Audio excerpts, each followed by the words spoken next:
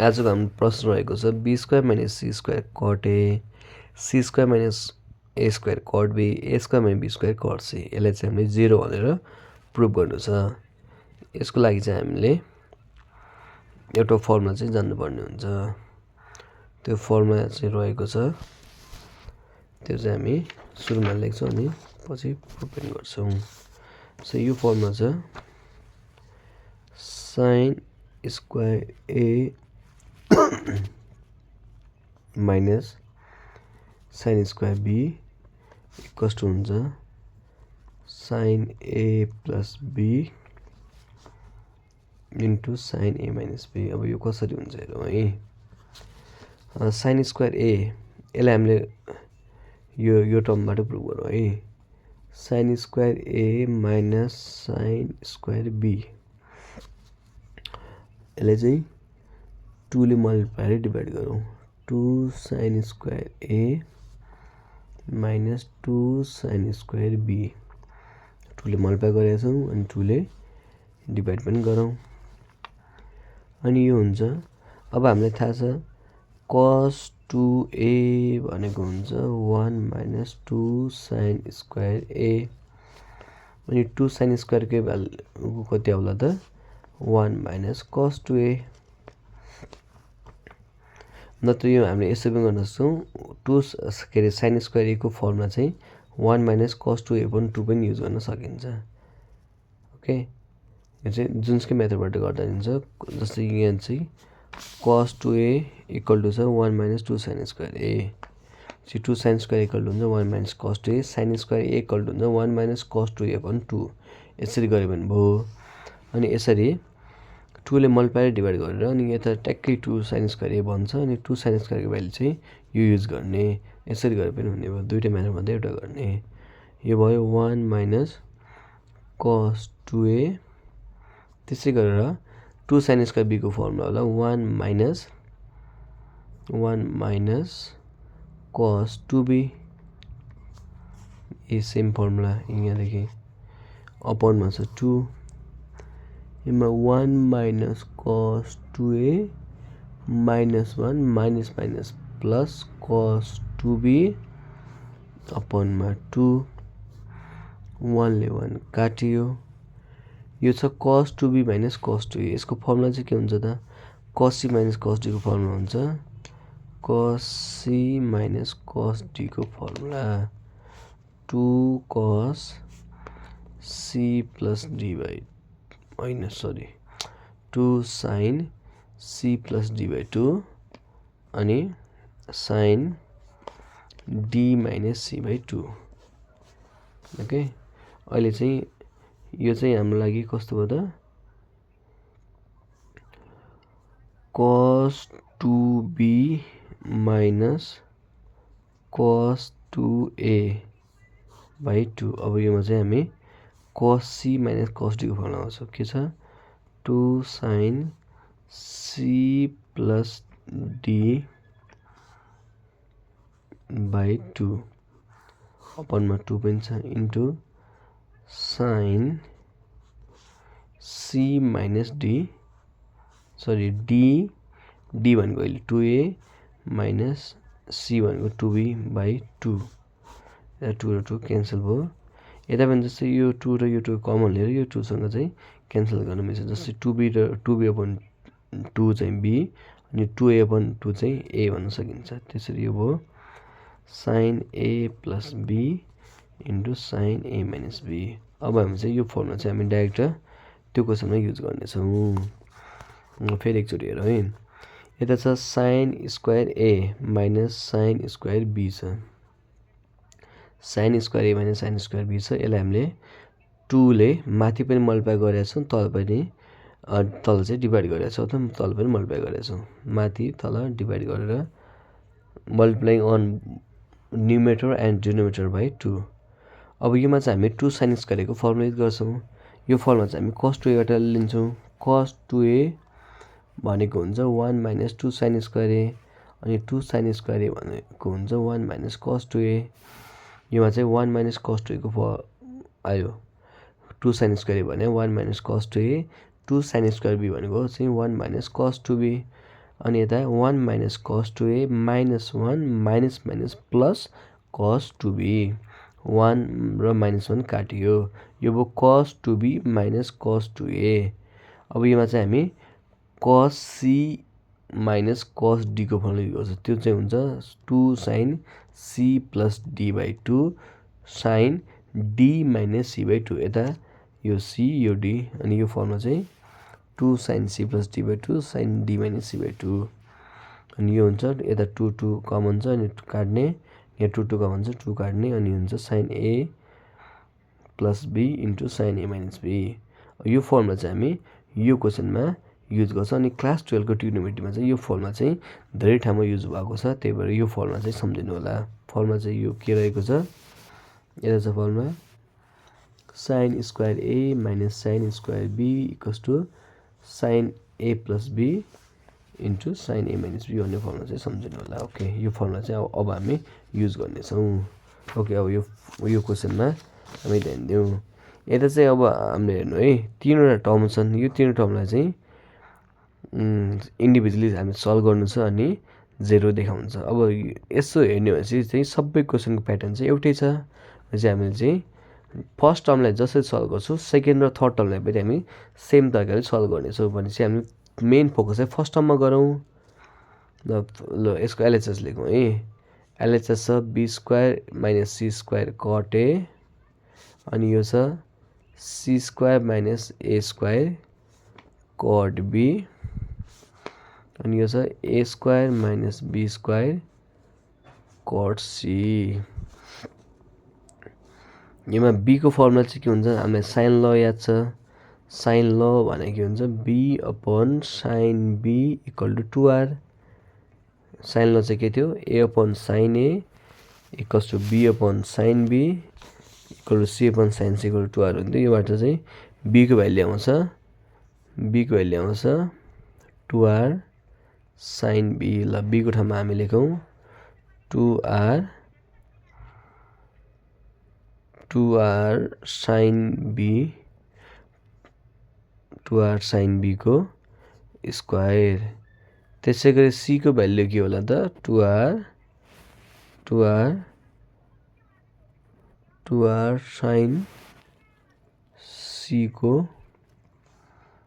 Square अनि यता बाहिर छ कट ए अब यो बाँकीको दुईटा टर्ममा पनि सेम तरिकाले सल्भ गर्ने अहिले चाहिँ हामी यो टर्मको सल्भ गरौँ अनि बाँकी टर्म चाहिँ सिमिलरली गरौँला अनि यो चाहिँ 2r को स्क्वायर भनेको 4r स्क्वायर अनि sign square be 4r square चाहिँ यो दुईटामा कमन लिने साइन स्क्वायर बी माइनस यो भयो साइन स्क्वायर सी अनि यो दुईटैबाट चाहिँ 2r को स्क्वायर अथवा 2r को स्क्वायर भनेको 4r स्क्वायर चाहिँ कमन इन्टु छ कट ए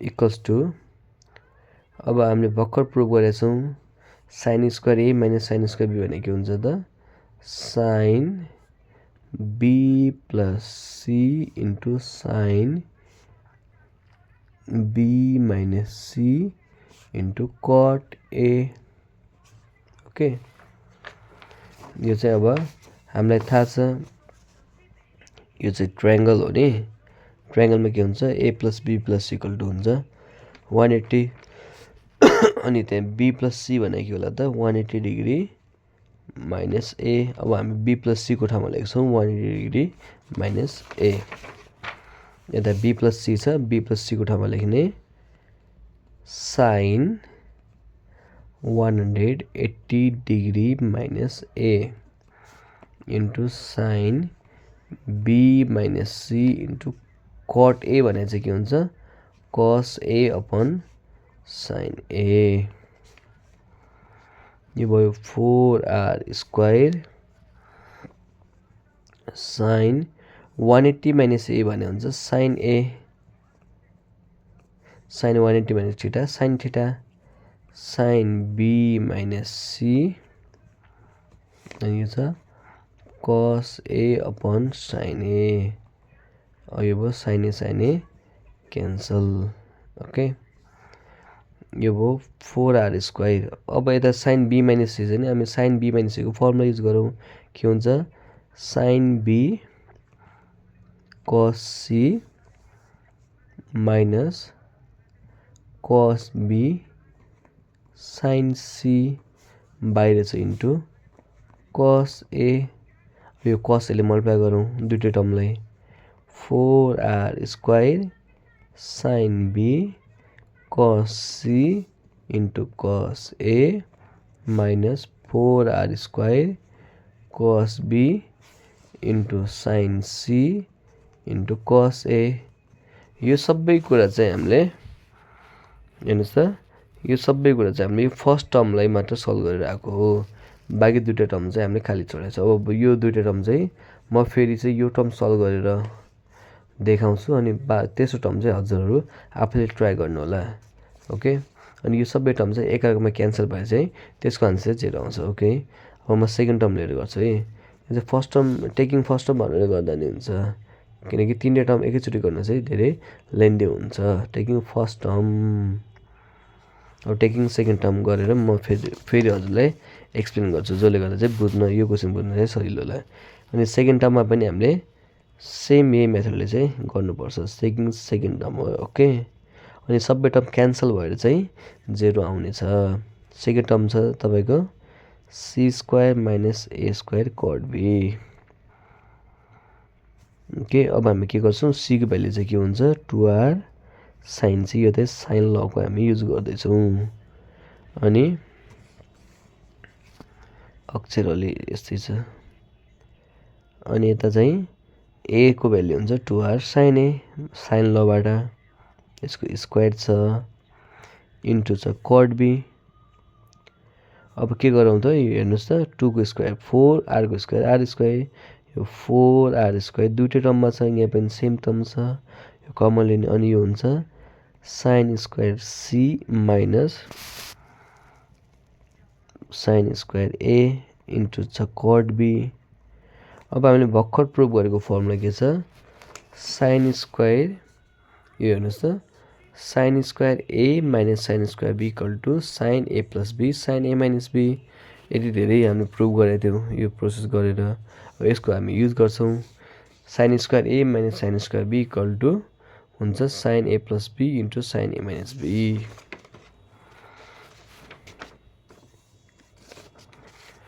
अब यता अब sin² c minus sin² a को के होला त, अब sin c plus sin a into sin c minus a into छ cot b।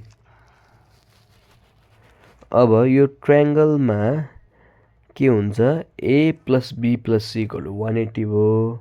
अनि a प्लस c भने के हुन्छ त 180 माइनस b। ओके न, a plus b plus c equal to 180 अनि c plus a equal to होला 180 minus b। यसलाई लेख्ने 180 डिग्री माइनस b। अनि यो sin c माइनस a अनि cot b लाई हामी लिन सक्छौँ cos b upon cot b लाई हामी लिन सक्छौँ cos b upon sin b। यो भयो 4r² sin 180 माइनस b भनेको sin b हुन्छ। अनि sin c minus a cos b upon sin b। अनि यो sin b काटिन्छ। अनि sin c माइनस a को फर्मुला युज गरौँ, के हुन्छ sin c cos a अनि सँगसँगै यो cos b ले पनि मल्टिप्लाई गरौँ यसलाई। यो sin c माइनस a को formula sin c cos a अनि cos b ले पनि मल्टिप्लाई गरेछ। अनि 4r² इन्टु sin के अरे cos c अनि sin a cos c sin a into के हुन्छ cos b। अब सिमिलरली अब थर्ड टर्मको के होला त a² minus b² cot c। Okay, यो टर्मको भ्यालु के आउँछ त अब सिम्पली यसै प्याटर्नमा हेरौँ है यता सुरुमा के थियो B square minus C square थियो है यसलाई हेर्दा नि हुन्छ त्यसपछि सी स्क्वायर माइनस ए स्क्वायर थियो अनि यता आयो साइन सी र कस ए भनेपछि यता ए स्क्वायर माइनस बी स्क्वायर छ यसको भ्यालु के आउला त 4r स्क्वायर जस्तै यता सी को साइन सी अनि ए को कस ए आएको छ नि यसको पनि आउला त साइन ए अनि कस को बी यता साइन सी कस ए अनि कस बी यता साइन ए कस बी अनि के होला त कस सी अनि माइनस 4r स्क्वायर फेरि यता के छ अब छ कस सी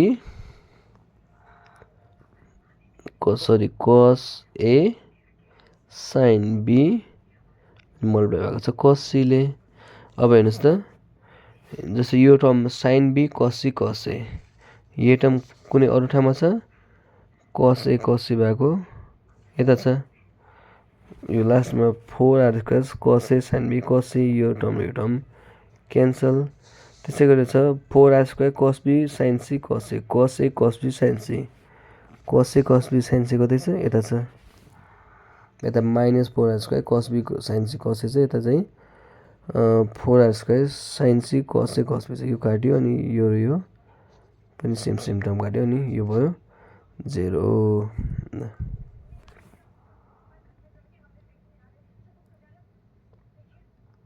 यो सबै काटिदिन्छ यो सबै टर्म काटेर चाहिँ 0 आउँछ